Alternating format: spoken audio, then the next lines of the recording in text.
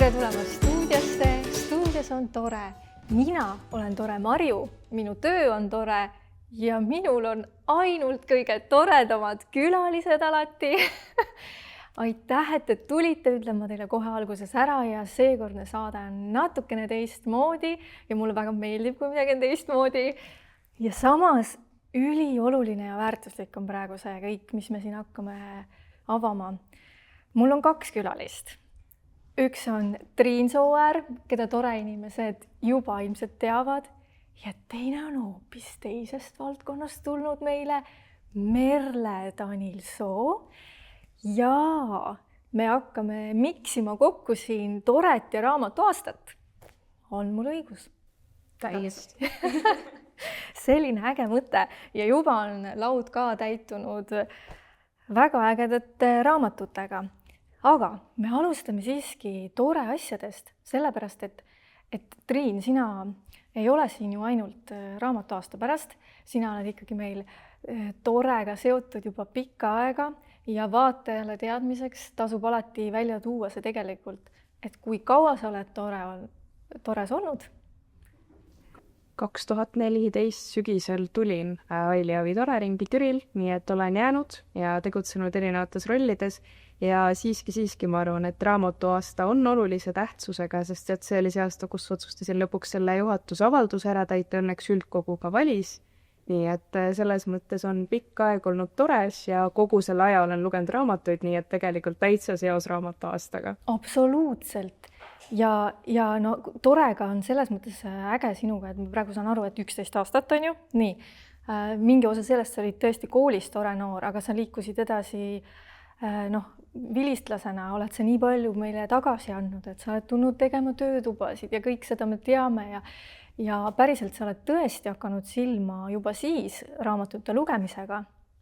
Ma mäletan isegi, kui me esimesi Instagrami postitusi tegime tores, siis oli just sinu soovitused oli lugeda, nagu ägedalt aega veeta, siis et see oli lugemine. Ja sinuga on veel see ka, jah, tõesti, sa juba vilksamisi ütlesid ära, et sa oled nüüd tore juhatuses. Aitäh sulle selle tagasituleku eest ühingu nagu inimeste sekka, kes siis niimoodi edendavad organisatsiooni. Aga see ka ei ole ju ainuke asi, on ju, et sa töötad tegelikult Lastekaitse Liidus praegu laste ja noorte osakonna valdkonna koordinaatorina, just.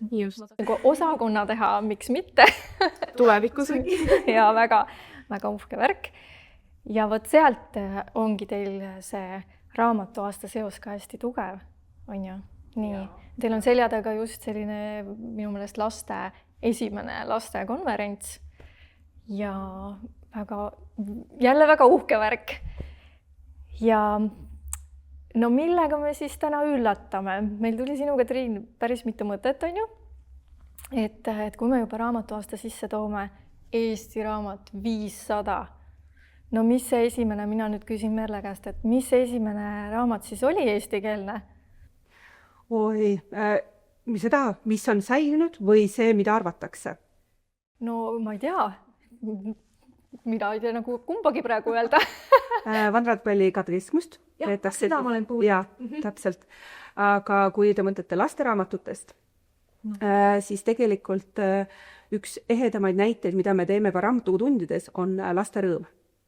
Ja seal on siis, panemegi lapsi raamatutundides lugema neid vanu tekste. Et natukene see eesti keel on muutunud ajaga ja siis, et kas nad saavad aru, mida üldse on tahetud nende tekstidega öelda. Õnneks on pildid ka olemas.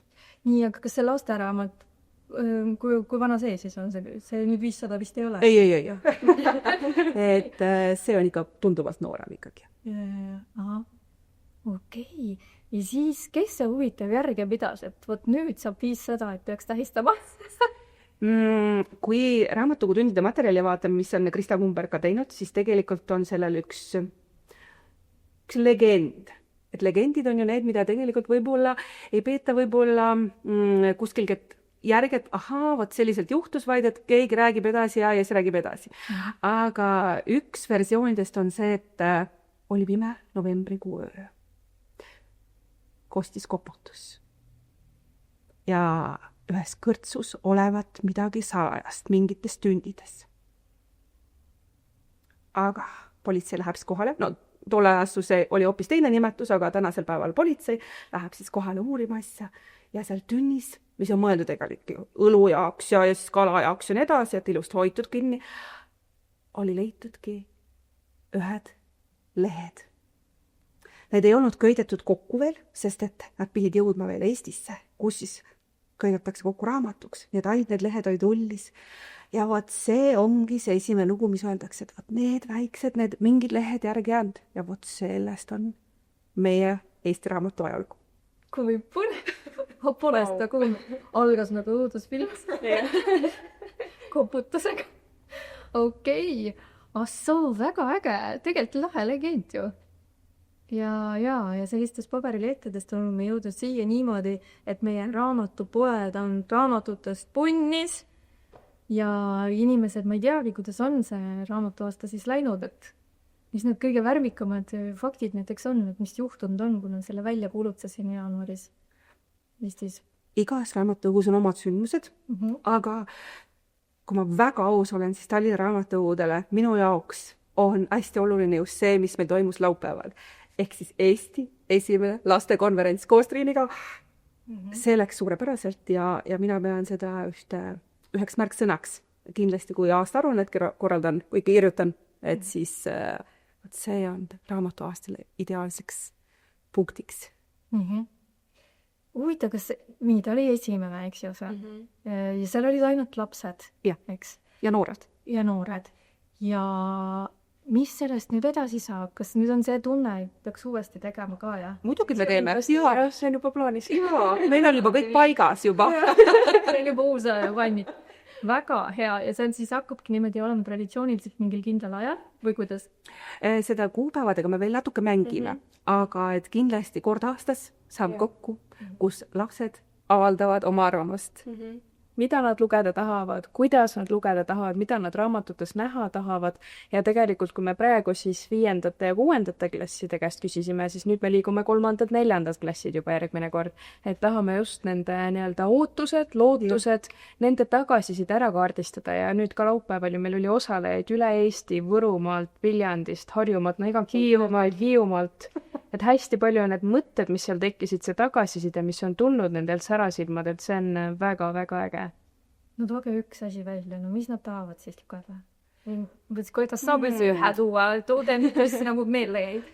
Minu jaoks jäi just see kõrva, et kui oli see üks teema arutelu ja paneelis, kus oli kirjas pilt versus tekst. Mina arvasin, no olgu, lapsed tahavad ju pilti. Kõik on ju see, et hästi vähe teksti, palju visuaali ja siis nad kõik nagu ühest suust ütlesid, nad eelistavad teksti. Vot see oli minu jaoks natuke üllatus, positiivne üllatus. Ja no need, kes ikka loevad, nendele ilmselt see tekst on ikkagi oluline küll, jah. Ja seal on üks minu meelest, ma ei tea, te võite ümber lükata, aga minu meelest seal on üks äge asi on see ju, et teksti puhul põhikõne, mida välja tuuakse. Sa saad seal ise ette kujutada seal. Et siis sul on nagu see nagu ägedam, kui see, kui sul on purki pandud valmis asi, valmis toode pildi peale. Täpselt, see nagu piirab su seda kujutusvõimet natukene. Kas võib see olla see põhjuseks ju? Jah, ma arvan, see põhjus näiteks ju Harry Potterit on nüüd ka illustreeritud ja võib-olla ka vist läheb ikka kaubaks silmapiltide. Täpselt. Et kui on valida, siis raamaturiiulites seisavad need illustreeritud variandid ja siis need, mis on originaalid, need esimesed, siis need on ilusti väljas. Kui põnev. Mina oma lastele ostsin kusjuures illustreeritud versioonid. Mu poeg luges läbi need enne juba need originaalid. Aga illustreeritud me ostsime nagu just selle, pigem juba siis selle peise poole pärast, selle kunsti poole pärast, et vaadatagi, et kuidas siis tõesti, et tegelikult väga äge illustratsioonid on väga äge, et neid on ka omamoodi nagu põnev vaadata ja alati nad küsivad, mis pilt seal nüüd on, kus sa juba oled, on ju, kui ma ette loen teile. Jaa. Nii, aga siis mul oli niisugune päris välja kutsuv küsimus minu meelest. Ja mis te siis nüüd välja mõtlesite kahekesi selle koha pealt, et kui nüüd vaadata seda raamatuid üldse sellise pikuga, et leida sealt üles see tores, väga tähtis asi. Tores ongi see oluline suhtlusoskused, sõbraks olemine, hea täiskasvanute ja noortevaheline koostöö, üldse selline koostöö märkamine ja kõik sellised asjad, et millistes raamatutes näiteks sellised asjad kindlasti esile tulevad ja kuhu te jõudsite? Te kindlasti meile näite aga tahaks juba haarata siit midagi. Me just rääkisimegi ennem Kadriiniga, et vaatame otsa päriselt. Lasteraamatutes on veel seda, et kus lapsevanemad ja täiskasvanute roll on rohkem sees, aga mida siis vanematele noortele siis kirjutatud on, seda tahaplaanile jäävad siis täiskasvanud. Nende osakaal on raamatutes võib-olla väga minimaalne, enamasti on keskendutud noortele endile. Väike vahe on tõlkekirjandusel ja eesti algupärasel kirjandusel. Ehk siis kui veel tõlkekirjanduses tuuakse esile ka veel, et noored käivad vanematega koos matkal või siis reisimas või midagi taolist, siis eesti algupärasel tiivega seda ei toimu. Ehk siis võib-olla ongi see, et praegu Eestis ongi niimoodi. Ja siis seda poolt näeb siis rohkem tõlkekirjanduses. Üks parimaid näiteid võib-olla sellest headest suhetest, kui mõelda just 5.–6. klassile, siis tuli välja hiljuti raamat Kooli põlgurid. Mul on kahjuks ainult ekraani peal seda näidata, sest et see on kõik igal pool väljas. Aga ta näeb välja siis selline, Ester Urbla on autor, ja siis räägibki 5. klassi siis noortest, kes ei ole kooliga rahul erinevatel põhjustel ja nende vanemad võtavad neid kuulda. On teatud kamp noori, kes siis 5. klassis, siis vanemad ütlevad, et okei, näha on, et see konkreetne asi ei toimi. Viime teid koos grupiga saare peale, üksikule saarele, kus ei ole täiskasvanud välja arvatud 2 hästi vanemat, 90-aastast vana prouat. Ja siis nemad siis ei ole, nendel ei ole lapsi ega lapselapsi ega nii edasi ja siis nad ei pööra nii palju nendele viiendikele tähelepanu ja lasevad neil lihtsalt olla. Ja kuidas siis need noored hakkama saavad seal saare peal jaanuarikuus, jaanuar, veebruar, märts, kõik need kuud, mis nad peavad seal üksinda olema, ei saa eriti suhelda välisilmaga, sest et ainult telefoni saavad sealt siis nendelt vanadrukute käest. Ja siis et kõige esimesed etapid ka, et sa pead ise hakkama kütma seda hoonet, ise süüa tegema. Kui need alguses mõtlevad, mis see ära ei ole, et ma tahan seda sufleed ja ma tahan toda ja kolmandat, siis aga keegi tahab nüüd valmis tegema. Ja kuidas need valmis tehakse. Ja siis see, et magamine. No mis siis ära ei ole? Aga mõni tahab, et aken oleks lahti, mõni tahab, et oleks aken kinni, mõni tahab, et oleks vaikus, mõni tahab jälle mingit muusika. Ehk siis kõige sellega peavadki nad hakkama saama oma vahel ja hästi humoorikalt kirjutatud raamid. Ja kus on täiskasvanud arvestavad noorte enda arvamusega. Väga intrigeeriv peal. Olid põllikurid. Täpselt. Kas nad siis lõpuks enam ei põlanud kooli ära ka või? Pärast edamist siis mai sellest saare teraapiast. See lõpp on üllatav, minu jaoks ka, aga mingil hetkel tõesti nii mõnigi aastab, et koolis ei olekski nii hull olla. Et see oli nagu hea. Aga näiteks samas kõrvale võtta tõlkekirjandus, lõpuks hetke, on hoopis teistsugune lähenemine. Ka 4.–5. klass suunatud sellele vanuserühmale, aga siin on siis üks tüdruk, Jätke, peategelane. Ta on küll noorem, kui tavaliselt selles vanuses loetakse, enamasti tahetakse lugeda kas omaealisi või natuke vanemate tegemisi, aga siin on siis natuke noorem laks, kes siis, kelle vanemad ei hoolidast. Isegi nii palju ei hoolitu, ema ei hoolinud, et kui sünnitushaiglas paluti, et nimi panna, siis tal oli savi, pange siis Jätke tühik. Ja siis sellest ema siis pani hoopis Jätke, siis asemel Jätke. Et siis tal oli nimi hoopis selline. Aga vanemad siis, isa siis hoolib ainult rahast, ema ainult võimust ja põhipoint on selles, et kuidas kasvab sellisest lapsest asjalik, hooliv. no ja mis need märksõnad on siis, kuidas siis kasvab? Mis seal mõjutajaks saab? Tekib seal mingid sõbrad? Täpselt, ja see mõjutus ongi tegelikult raamatukogu. Ehk siis ta hakkab käima salaja, sest muidu talle pannakse ju keeld, ta peab ju tegema tööd ja süüa tegema ja kõike muud, et koristama ja nii edasi, sest et ta on ju ikkagi sünnitatud teenima vanemaid. Aga siis ta hakkab salaja raamatukogus käima ja seal leiab siis täiskasvanud, kes siis toetavad teda. Ja siis üks, kes suunab teda vaikselt hakkama sõbraks saama omaealistega. Hästi väikeste sammudega. Nii et väga-väga äge. Et ei pea olema nagu vanemad. Nii, Kadri, küsimus sinu käest korra küsi. Jaa. Nii, mis sina mäletad? Mis see tores näiteks oli sinu jaoks kõige olulisem oskus selles programmis just, kus sa läbisid selle? Ma arvan, et kõige olulisemaks sai kuulamisoskus ja tegelikult ka selle märkamine, et kui sa midagi räägid, midagi väljendad, kuidas teha ennast kuuldavaks, kas vahel on mõtet üldse mingitele kõrvadele oma arvamust öelda või jagada ja millal ja kuidas need kõrvad leida, et ma arvan, et see oli üks tore ringi märksõna meil koolis, mis meil juhendaja suutis luua ja ma arvan, et üleüldse on ka meeskonnade oskus ja kui praegu ka me siin laua peal ringi vaatame, päris palju on ju raamatuid, kus on sõpradega tegevusi. Näiteks Hugo Vaheri, ma olen ta esimese osa nüüd hiljuti läbi lugenud täiesti vaimustusest, siin on juba üks järg, aga samamoodi seal otsitakse koos sõpradega lahendusi ja kõike seda, et ma arvan, et see koostööoskus, mis tuli torest kaasa, on ka see, mida aina enam märkad kuskil teostes, raamatutes, filmides, et kuidas nemad mingid olukordi lahendavad. Ja see tabab seda tore filosoofiat, see eakaaslaste jõud. Et just nagu oma vanustes, küll oleks hea, kui meil oleks nagu ühtemoodi head oskused ja märkamine ja aitamine.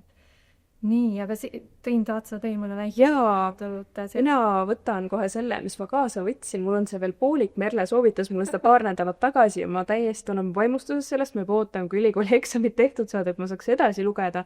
Aga lugu on siis ühest poisist. Ja tema ema temast ei hooli, isa ei ole. Ja sellel poisil on kas siis erivajadus ja teda eakaaslased ei mõista, kool ei mõista ja mina ise sain siin esimese 17 lehega meeletu taipamise, et kui varem võib-olla need lapsed, kes seal algklassides ringi roomavad, käivad laua all ja kõike muud sellist, et noh, mis tal viga on, et tähelepanu vajadus või mis sul on, siis siit ma sain aru, mida see laps tegelikult mõtleb, mida ta tunneb ja ma arvan, suhtlusoskuse puhul on kõige olulisem asi mõistmine, et me õpiks mõistma, mitte ise panema hinnangu, et näe, mida ta teeb seal laua all, miks ta niimoodi käitub, vaid minna sinna taha, et mida tema tunneb, et siin ta väga-väga hästi kirjeldab neid asju, mille puhul me tihti vaatame altkulmu, kas siis õpetajate, täiskasvanutena, kui me kas või bussis sellist käitumist näeks. Et selles mõttes ma arvan, ma juba ootan, mis siin edasi saab suure põnevusega ja näha ka seda, et kui seda poissi mitte keegi ei toeta, keegi ei usu ja ka see, et noh, oletame seesama, tal on siin küüned mustad, et kuidas teised märkavad seda, aga tema seda ise ei märka, sest tema jaoks on see normaalsus.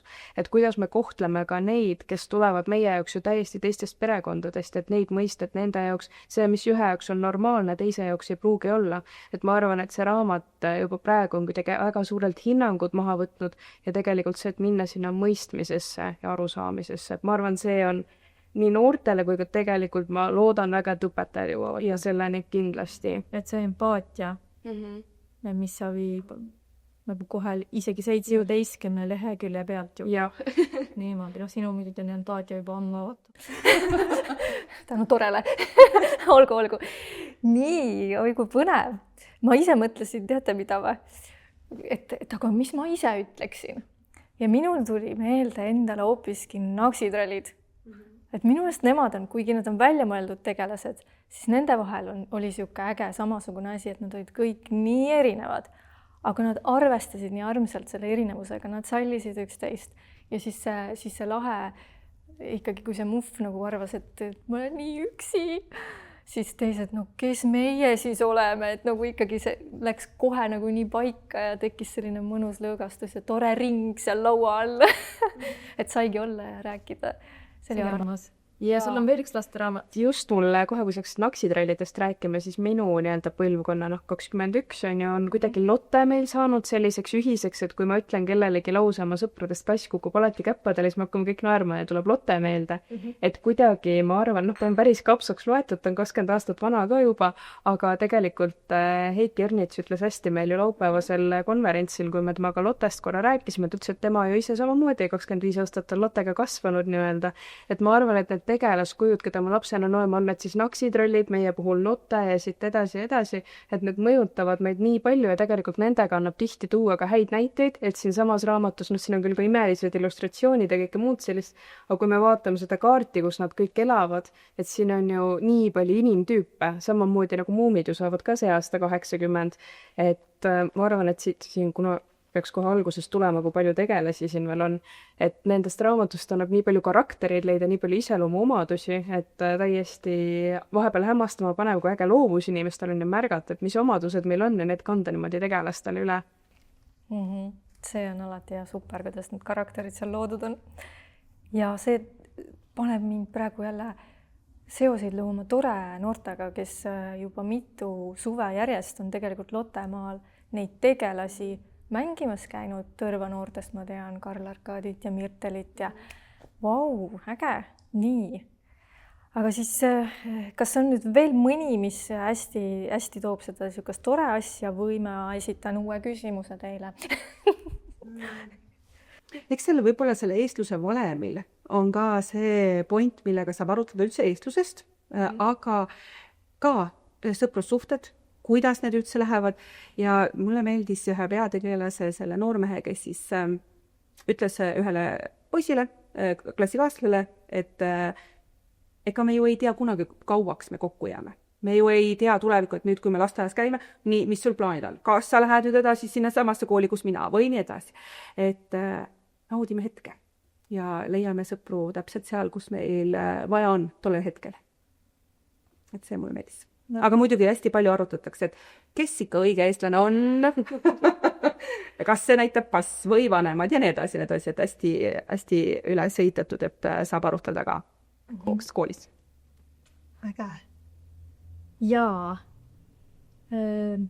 No, võiksime anda tegelikult suveks veel soovitusi ka noortele, eks ju lugemissoovitusi. Ja mis te selle koha pealt ütleksite? Kõik oleneb, mida tahaks noor, sest et me oleme näinud, et neid noori, kes loevad, nad loevad nii erinevaid raamatuid. Et ei ole niimoodi, et okei, nüüd ma võtan ainult need, mis on seal lihtsamad või on see, mis on ainult kriminaalse süseega või on hoopis selline, mis on fantaasiaga. Et seetõttu on siin laua peal ka näiteks 5. klassist, sest enamasti kõik arvavad, et nende klass on see kõige hullem klass. Vähemalt minu arvamus oli selline ja minu tütar arvab samamoodi, et nende klass on kõige hullem, aga et siis on luuletused. Küll on Läti autor, aga siis erinevad lühikesed luuletused, mis võib seda kärarikast klassi iseloomustada. Erinevad suhted ka omavahel. Aga see on nagu mõeldud 5. Ja, see on siis 5. klassi tegelased. See vist oleneb koolidest. Ma olen ka kuulnud, et 7 on alati see või siis 6. No, aga eks ta jääb sinna vahemikku, kus hakkame see mõnus iga peale. Täpselt. Ja armas iga, mulle oli meeldib see. Või siis, kui minna edasi värsite juures, et värsi vormis on siis Anti Saar edasi andnud siis õudsa loo. Selles mõttes, et on kaksikud. Täiesti tavalised kaksikud sündinud. Aga kui erinevad nad on, kuigi neid kasvatatakse täpselt ühtemoodi, isa nõuab täpselt ühtemoodi asju, aga lõpuks on kumbki ise isiksus. Ja nii istunud tõesti nende kaksikutega. Täpselt. Nendest, kui nüüd värsivormidest veel rääkida, siis on Elevandi all on mina ja August. Ehk siis Lille Roomets on andnud välja raamatu, mis on natuke puudutab siis ajalugu, tegelikult palju. Ta on siis tõesti sündinud loo põhjal. Ta tegi päris palju eeltööd. Kui on näha, et meil on Saara Brossal, kes on kirjutanud hästi palju noortele ja tema stiil ongi värsivormis anda edasi jutustus, mis on siis põnevalt, läheb kiirelt, siis esmapilgul hästi palju noored avastavad, et see on luuletus, ma ei tea, kas ma tahan. Aga ta voolab kiiresti ja ta annab ikkagi selle info edasi, pluss veel sõprusest ja sõjas sõja see mõjutus, et tegelikult, mis see sõnum ongi, et sõjas ei ole võitjaid, vaid on ainult kaotajad. Aga sellises tõsisemal teemal oli siis selline raamat. Võib-olla, kes ei taha üldse mingit armastuslugu, mitte midagi sellist, siis noortele või selline on ka kummitusteni. See on fantaasia. Ja siin on vanematega nii palju tegemist, et vanemad ise on kummituste uurijad. Kes käivad hästi palju erinevates kohtades, kus on hästi palju kummitusi. Ja pärast seda esimest raamatut, esimest osa, see on siis esimene osa, võtsin ise kätte ja hakkasin vaatama, et oot, kas seal on tõesti niimoodi ja ta on ka näitab, et kirjanik on teinud väga palju eeltööd ja põhipoint on see, et tüdruk kukub ära ja siis päästab üks kummitust ära. Ja tänu sellele hakkavad need mõlemad käima sellest teisel pool, et selle vahekardina juures näevad siis neid kummitusi ja püüavad siis neid päästa. Kuidas see välja näeb, see siis selgub raamatus, aga hästi palju neid just neid katakombides ja nendes, kus on need käigud, et seda, see on selline nagu rohkem selline käik ajaloo teema alla ka veel. natuke nagu mõdukas. Tegelikult nii õudne ta veel, esimene osa ei ole veel, aga läheb edasi. Samas noortele, noori mingis vanuses hullult tõmbab see. Et ikka natuke võiks õudne ka olla.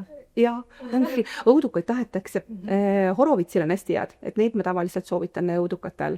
Aga neid teisi õudukaid, võib-olla juba, kui on juba vanem ikkagi, 8-9 klass juba, siis tema tahaks nagu päris õudukat, siis Eesti enda algupärane on siis Reili Reineusel, kas oli ära näitus.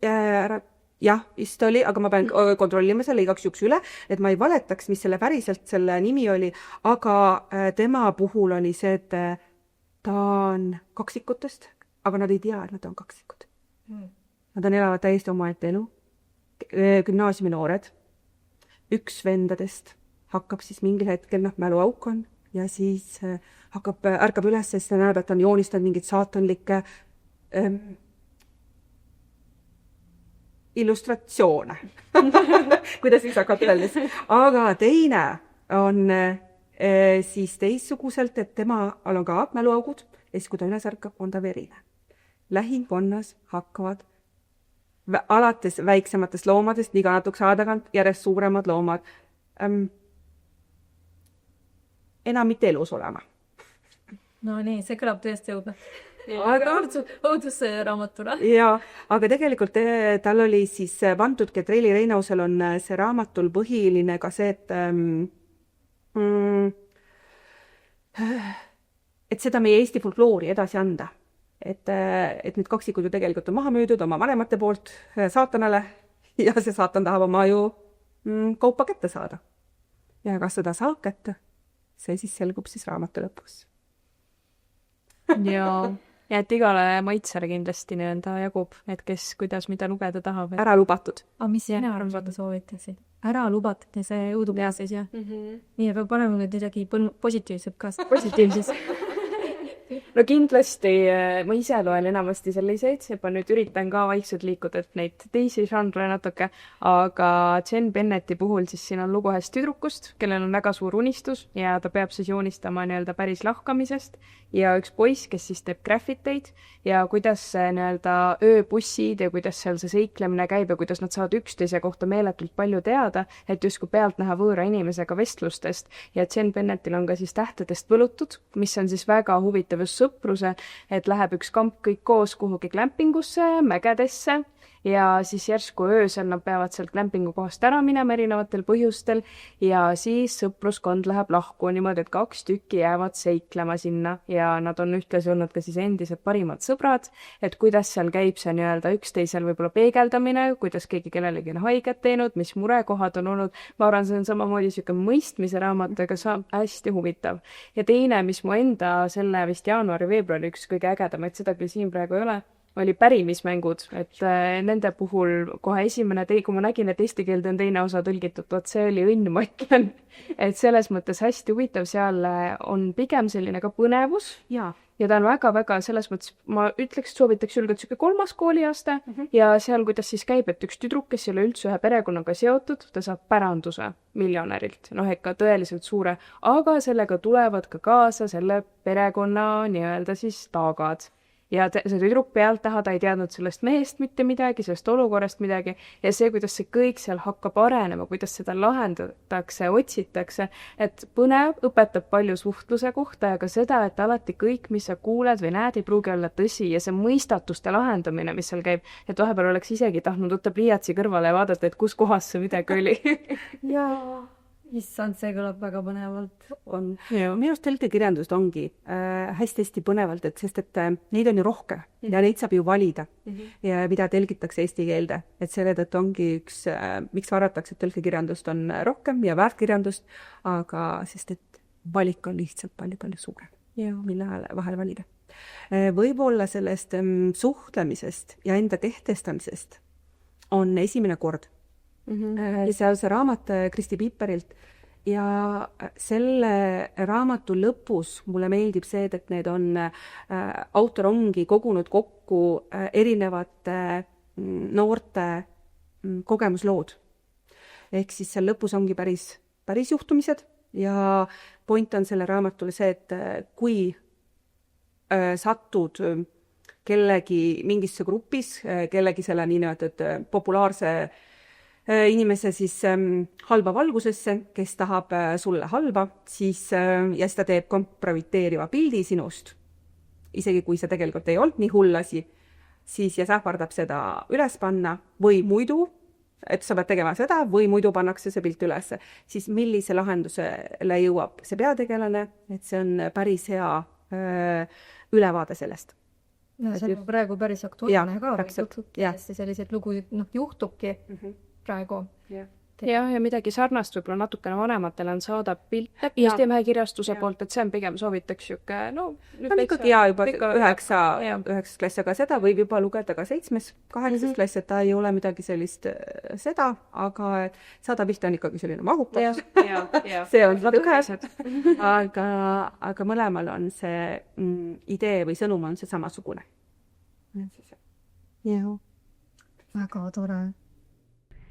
Me peaksime nüüd saate kuidagi kokku võtma, et ma saan aru sellest, et see on nii äge teema, et see raamat on nii sütitav asi üldse, et temast võiks, ma vaatasingi, et see justkui kuulutati veel jaanuaris, et justkui pidi kestma selle emakeelepäevani, aga terveks aastaks jagub siin ja võib-olla mitu aastat veel või et raamat on raamat ja raamat on kogu aeg tulnud, et jääda ja nii edasi. See on nagu ehe näide sellest. Ja aina paremaks lähevad või kuidagi nagu seda paljusust on hästi mõnusasti. Ilusaks lähevad raamatud ja kalliks ka muidugi. Aga väärt kingitused alati ja nii. No, kas on midagi, mida te veel tahaksite ütelda? Tore noortele. Lugege. Ja. Mida rohkem lugeda, seda rohkem avastada, et seda maailmapilt avardub. Sa näed ka, et okei, võib-olla see ei ole sinu žanr, aga igas raamatus on midagi, mis õpetab sind natukenegi või paneb vaatama sind hoopis millegi teise pilguga, vaata seda, okei, võib-olla see ei ole küll, ma iga päev ei puutu selle kokku, aga kes teab, lugeda. Mida rohkem, seda parem. Ja täiesti loos ja kuna meil suvekool tuleb ka raamatute teemaline ja raamat on just üks ideaalne variant uute sõprade leidmiseks. Lähed juurde, näiteks küsid, mida ta viimati luges või jagad seda, mida sina viimati lugesid, et ma soovitan kõigil suvekooliks lugeda kas või üks läbi, et meil on siin ju ka õhemaid, on paksemaid ja selle pinnalt tegelikult arutelud, ma arvan, lähevad palju mitmekesisemaks ja on endal ka julgem, et sõnavara laieneb ja näed, kuidas teised toimetavad, nii et see on ideaalne võimalus piiluda kellegi teise maailma. Ma olen täiesti nõus teiega. Ja mul on väga hea meel, et te tulite. Aitäh kutsumast. Väga mõnusat jätkuvat raamatuaastat meile ja tõepoolest suvekooli selle aasta teema on inspireeritud täpselt raamatuaastast. Pealkiri on Uus peatükk. Teile aga vaatajad lehvitame, meil on järgi jäänud ainult 2 saadet veel, millest ühe järgmisel korral peaks olema mul üks kool siia Lustiverest, mis on väga tore kool ja nad on nii ägedad, et vaadake kindlasti kallid vaatajad ja siis loomulikult seesama suvekooli meeskond tuleb ka, et kuidas nemad on mõtelnud ja mis see suvekoolis sellega seoses siis saama hakkab. Et kõike kaunist!